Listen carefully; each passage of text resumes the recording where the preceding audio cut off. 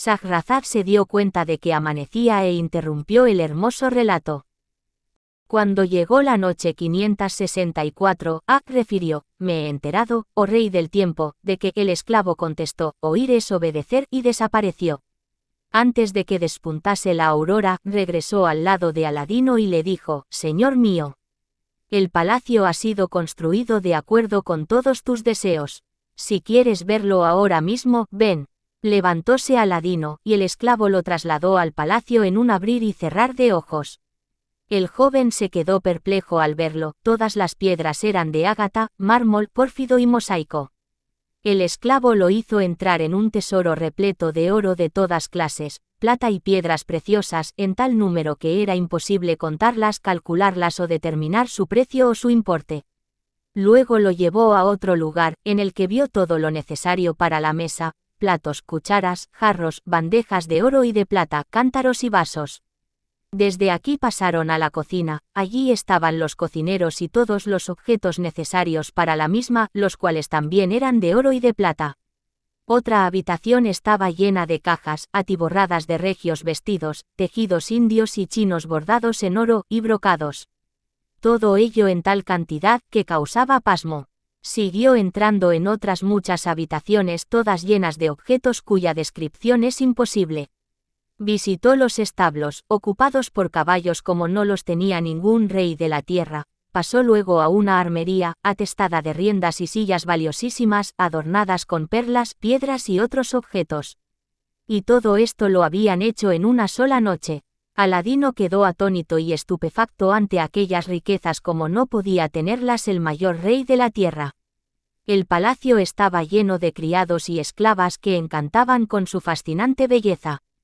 Pero lo más maravilloso de todo era el kiosco que había en el interior, con 24 saloncitos, todo de esmeraldas, jacintos y otras piedras preciosas.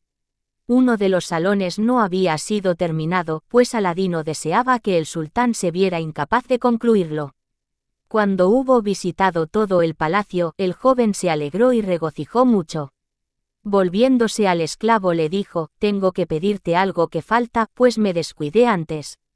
Pide, señor mío, lo que desees. Quiero una gran alfombra de brocado, toda ella bordada en oro, para extenderla desde mi palacio al del sultán, a fin de que la señora Badal Budur, cuando venga aquí, no tenga que pisar el suelo. El esclavo se ausentó un momento y regresó. Señor mío, lo que me has pedido ya está aquí. Dijo que lo acompañara, y le mostró una alfombra de indescriptible belleza que se extendía desde el palacio del sultán al de Aladino. Luego el esclavo llevó al joven a su casa. Shahrazad se dio cuenta de que amanecía e interrumpió el hermoso relato. Cuando llegó la noche 565, refirió: me he enterado, oh rey del tiempo, de que empezaba a despuntar el día. El sultán se levantó, abrió la ventana de la habitación, miró por ella y vio, delante de su alcázar, un nuevo edificio.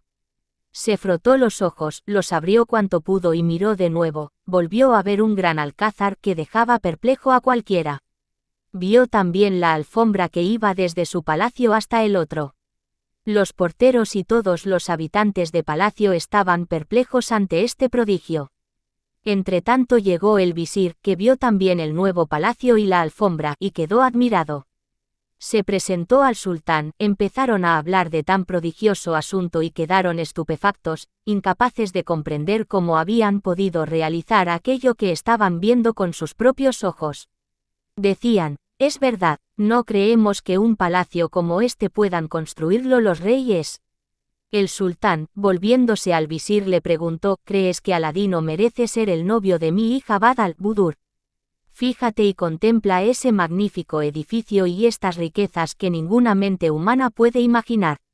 Pero el visir, que envidiaba a Aladino, replicó: rey del tiempo, este palacio, esas construcciones y esas riquezas solo pueden venir por medio de la magia, ya que no hay ningún hombre en el mundo, ni el más poderoso de los reyes, ni el rico más opulento, que pueda construir en una sola noche tales edificios. Lo que más me admira de ti, replicó el sultán, es que siempre piensas mal de Aladino. Creo que todo esto nace de la envidia que le tienes. Tú estabas presente cuando le regalé ese terreno que me había pedido para construir en él un palacio a mi hija y yo le cedí delante de ti esa tierra para que lo levantase. Quien ha dado a mi hija, como regalo de bodas, unas gemas que no pueden ni soñar los reyes, ha de ser incapaz de construir un palacio como este. Shahrazad se dio cuenta de que amanecía e interrumpió el hermoso relato. Cuando llegó la noche 566, refirió: Me he enterado, oh rey del tiempo, de que el visir comprendió entonces que el sultán quería mucho a Aladino y la envidia subió de punto. Pero como él no podía hacer nada en contra, se calló y no supo qué contestar. Aladino vio que alboreaba y que se acercaba el momento de dirigirse al serrallo para continuar la boda. Por su parte, los emires, visires y grandes del reino ya se habían presentado al sultán para asistir a la ceremonia. Aladino frotó la lámpara y el esclavo se presentó como siempre y le dijo: Señor mío, pide lo que desees, pues yo estoy ante ti para servirte. Voy a dirigirme al palacio del sultán, ya que hoy se celebra la boda. Necesito 10.000 dinares y quiero que me los traigas. El esclavo se ausentó, y en un abrir y cerrar de ojos estuvo de regreso con los 10.000 dinares. Aladino salió, montó a caballo, los mamelucos se colocaron delante y detrás de él y se dirigieron a palacio, arrojando monedas de oro a la muchedumbre que desbordaba de entusiasmo por él y por su generosidad. Los emires, altos funcionarios y soldados que estaban esperando su llegada, en cuanto lo vieron corrieron ante el sultán y lo informaron. Este se levantó, salió a su encuentro, lo abrazó, lo besó, lo cogió de la mano, lo hizo entrar en palacio y lo sentó a su derecha. Toda la ciudad estaba engalanada, en palacio tocaban los músicos y los divos cantaban. El sultán mandó servir la comida, y los criados y mamelucos se apresuraron a obedecer. Extendieron un mantel digno de una mesa de reyes. El sultán, Aladino, los grandes del reino y los altos dignatarios se sentaron, comieron y bebieron hasta hartarse. La alegría era extraordinaria en el palacio y en la ciudad. Todos los grandes del reino estaban contentos y los habitantes del imperio rebosaban de satisfacción. Los magnates de las provincias y las autoridades de las regiones más alejadas habían acudido para asistir a las fiestas de la boda de Aladino. El sultán no acababa de comprender por qué la madre de Aladino había ido a visitarlo con vestidos tan pobres teniendo un hijo tan rico. Las gentes acudían al palacio del sultán para presenciar la boda, pero al ver la nueva construcción, se quedaban maravillados sin saber cómo un palacio tan grande había podido ser construido en una sola noche. Todos hacían votos por Aladino y decían: Dios lo haga feliz. Dios mío, él se lo merece. Dios bendiga sus días. Shahrazad se dio cuenta de que amanecía e interrumpió el hermoso relato. Cuando llegó la noche 567, refirió: Me he enterado, oh rey del tiempo, de que terminada la comida, Aladino se despidió del sultán, montó a caballo y, acompañado por los mamelucos, se dirigió a su palacio para preparar la recepción de su esposa, la señora Badr al-Budur. La multitud lo vitoreaba a coro: Dios te haga feliz. Dios aumente tu poder. Dios te conceda larga vida. Un gran cortejo, sobre el cual hacía llover el oro, lo acompañó hasta su palacio. Una vez en él, descabalgó y se sentó en el salón. Los mamelucos permanecieron de pie ante él con los brazos cruzados. Al cabo de un momento sirvieron las bebidas, él dio órdenes a todos los mamelucos, esclavos, criados y a cuantos se hallaban en el alcázar, para que estuvieran preparados a recibir a la señora Badr al-Budur, su novia. Llegada la tarde, el ambiente refrescó, cedió el calor del sol, y el sultán mandó a los soldados, emires del reino y visires que bajasen a la plaza. Así lo hicieron, y el sultán bajó con ellos. Entonces Aladino se incorporó y, acompañado por sus mamelucos, montó a caballo, salió a la plaza y demostró que era un perfecto caballero, ya que en el torneo celebrado no hubo quien pudiera hacerle frente. Montaba un caballo que no tenía igual entre los de la más pura raza árabe. Su novia, la señora Badr al-Budur, lo estaba contemplando desde una de las ventanas del palacio, y al verlo tan guapo y tan bravo, se enamoró profundamente de él y casi echó a volar de alegría. Hubo unos cuantos lances en que los caballeros demostraron su habilidad, pero Aladino los superó a todos. Después, el sultán regresó a su alcázar y Aladino al suyo. Al llegar la noche, los grandes del reino y los visires fueron a buscar a Aladino y, formando un cortejo, se dirigieron al celebérrimo baño real. El joven entró, se bañó y se perfumó.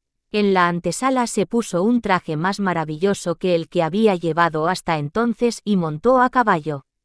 Los soldados y emires se colocaron delante y detrás de él, y, formando un gran séquito, lo acompañaron. 4 visires con la espada desenvainada lo rodeaban, y todos los habitantes de la ciudad, los forasteros y los soldados, lo precedían en cortejo, llevando antorchas, tambores, flautas y toda clase de instrumentos. Lo acompañaron hasta su palacio, en donde se apeó. Entró en él, y se sentó. Lo mismo hicieron los visires y emires que iban con él.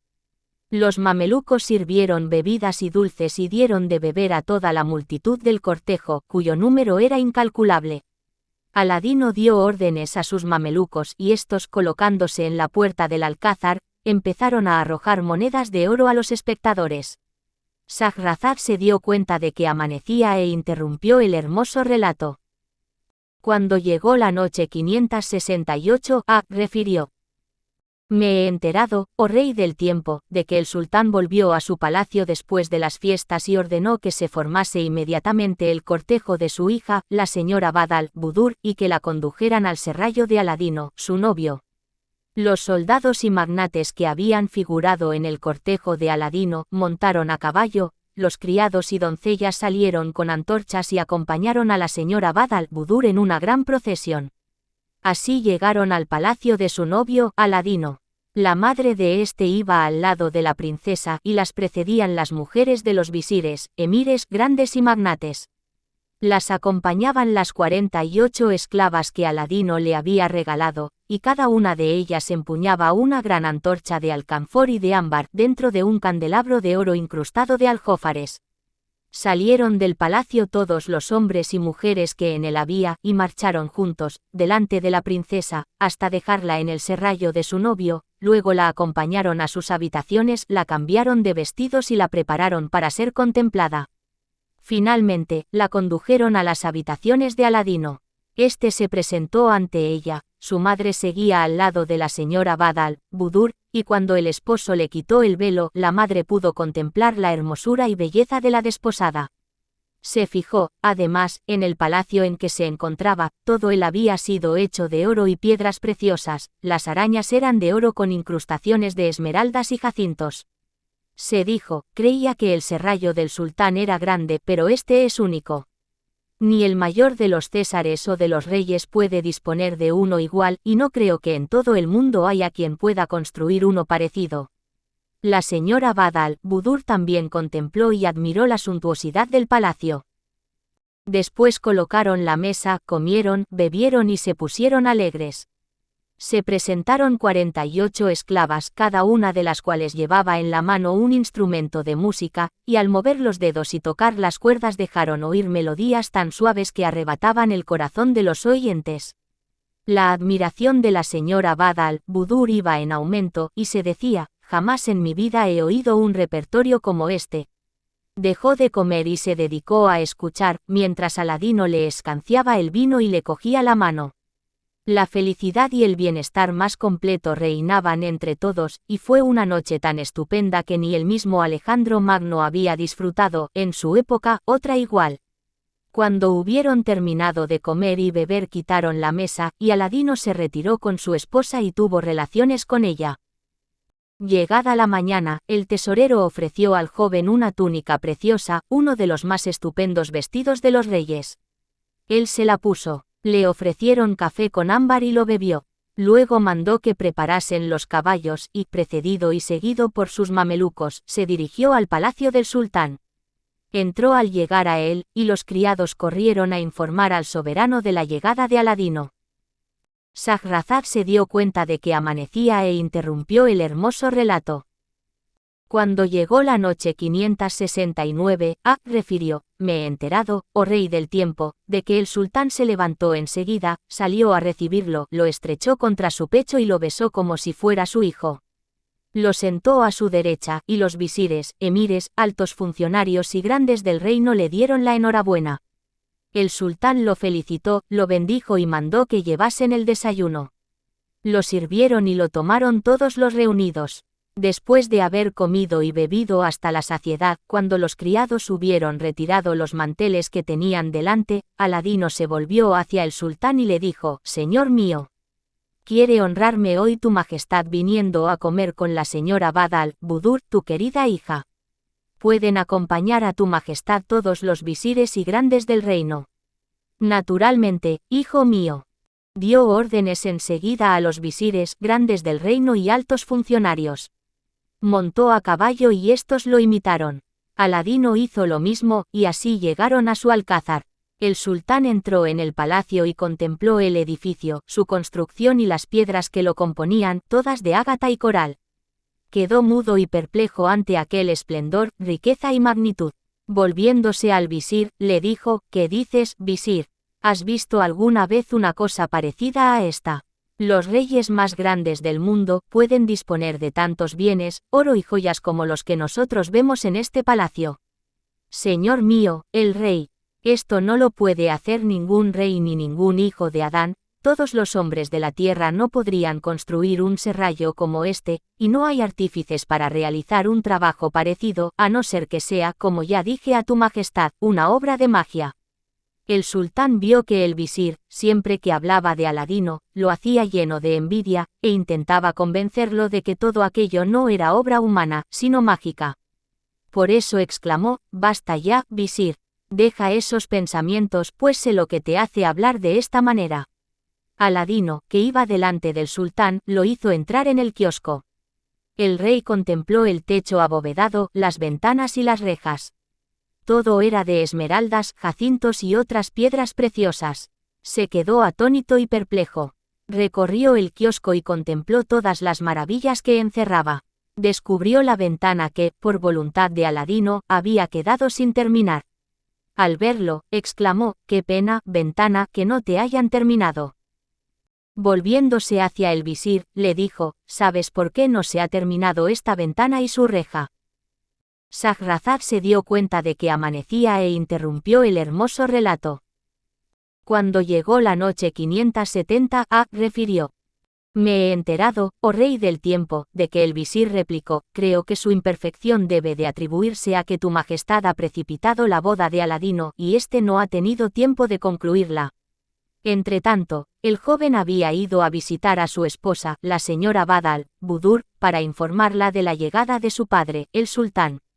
Cuando regresó, éste le preguntó: «Hijo mío, Aladino, ¿cuál es la causa de que la reja de este kiosco no esté terminada?». «Rey del tiempo, dada la premura de la boda, los artífices no han tenido tiempo para concluirla. Deseo terminarla yo. Dios haga durar tu poder, oh rey. Así habrá un recuerdo tuyo en el palacio de tu hija».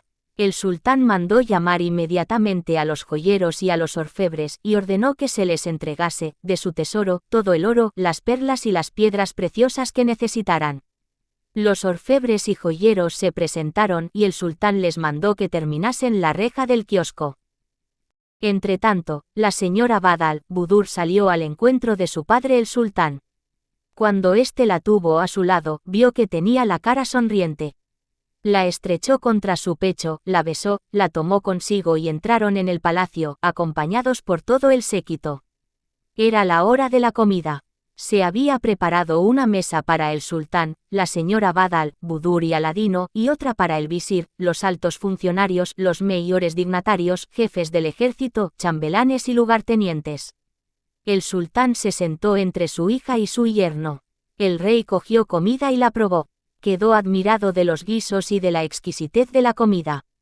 Delante de ellos, en pie, había 80 esclavas, cada una de las cuales podría decir a la luna: «Apártate, que yo me pondré en tu lugar». Todas llevaban en la mano un instrumento musical. Los afinaron, tañeron sus cuerdas y tocaron unas melodías que alegraban a los corazones tristes. El sultán se puso alegre y contento, y pasó el rato de modo muy agradable. Exclamó: «Realmente, los reyes y los césares no pueden hacer otro tanto». Empezaron a comer y beber, y la copa fue pasando de mano en mano hasta que quedaron satisfechos. Los invitados se trasladaron luego a otra sala, en donde les sirvieron dulces, frutas de todas clases y otros postres variados. Comieron hasta saciarse. El sultán se levantó para contemplar si el trabajo de los orfebres y artistas estaba en consonancia con el del resto del palacio. Inspeccionó su labor, los vio trabajando y advirtió que había una gran diferencia entre lo que ellos hacían y lo que ya había hecho. Shahrazad se dio cuenta de que amanecía e interrumpió el hermoso relato.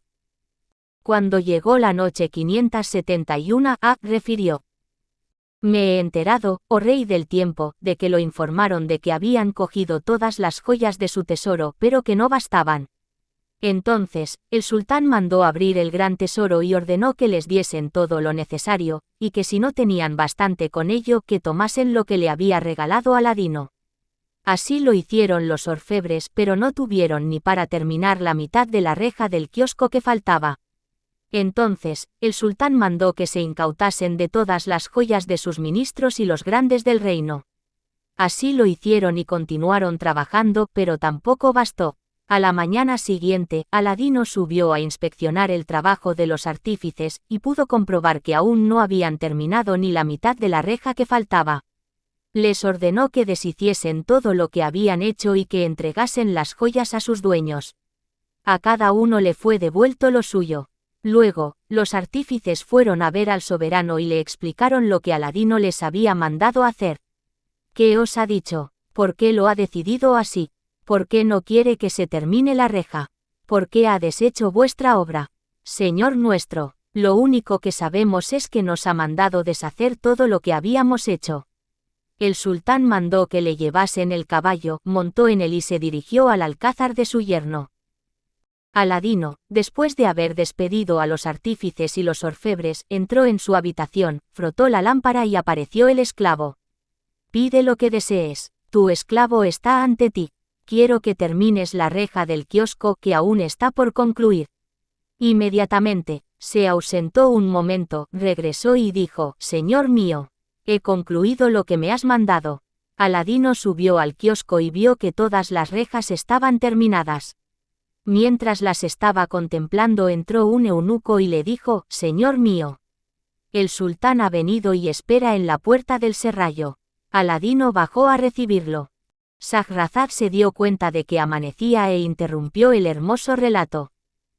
Cuando llegó la noche 572, refirió: Me he enterado, oh rey del tiempo, de que el soberano, al verlo, le preguntó: Hijo mío, ¿por qué has hecho esto, y no has permitido que los orfebres terminasen la reja del kiosco? Así no habría quedado falta alguna en tu palacio. Rey del tiempo, si quedó incompleta, fue por mi voluntad, ya que soy capaz de concluirla. No podía permitir que tu majestad visitase un palacio en el que hubiera algo incompleto. Para que veas que he podido terminarla, sube al kiosco y fíjate si en las rejas del mismo hay algo incompleto. El rey subió al alcázar, entró en el kiosco y empezó a mirar a derecha e izquierda, todas las rejas estaban acabadas. Al comprobarlo, abrazó a Aladino y empezó a besarlo y decirle: Hijo mío, ¿qué significa este portento? En una sola noche has hecho una cosa para la cual los orfebres necesitan meses. Por Dios, no creo que haya nadie en el mundo que se te parezca. Dios te perpetúe la vida. Tu esclavo no merece estos elogios. Por Dios, hijo mío, tú eres digno de todos los elogios, ya que haces cosas que no pueden realizar todos los artífices del mundo. El sultán descendió y entró en las habitaciones de su hija para descansar. La vio contentísima por su suerte. Después de haber descansado un rato junto a ella, regresó a su alcázar.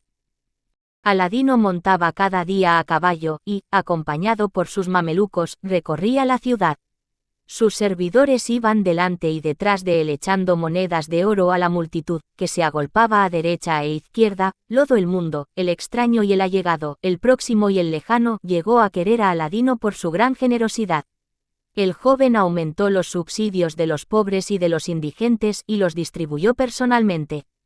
Con estas acciones alcanzó una gran fama en todo el imperio, y los grandes del reino y emires acudían a comer en su mesa y hacían votos por su poder y salud. Dedicaba su tiempo a la caza, a los torneos, a la equitación y a las justas que se celebraban delante del sultán. La señora Bad al-Budur, cada vez que lo veía, a lomos del caballo, en un encuentro singular, sentía aumentar su amor por él y se decía que Dios le había hecho un gran bien al permitir que le ocurriera aquello con el hijo del visir, conservándola así para su verdadero esposo, Aladino. Shahrazad se dio cuenta de que amanecía e interrumpió el hermoso relato. Cuando llegó la noche 573, refirió: Me he enterado, oh rey del tiempo, de que su buena fama iba creciendo con los días, así como el amor que todos le tenían.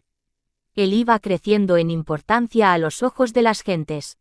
Un enemigo del sultán emprendió la guerra contra este, el cual preparó un ejército para oponerse a él y entregó el mando a Aladino. El joven partió al frente de las tropas y salió al encuentro del enemigo. Este disponía de un enorme ejército.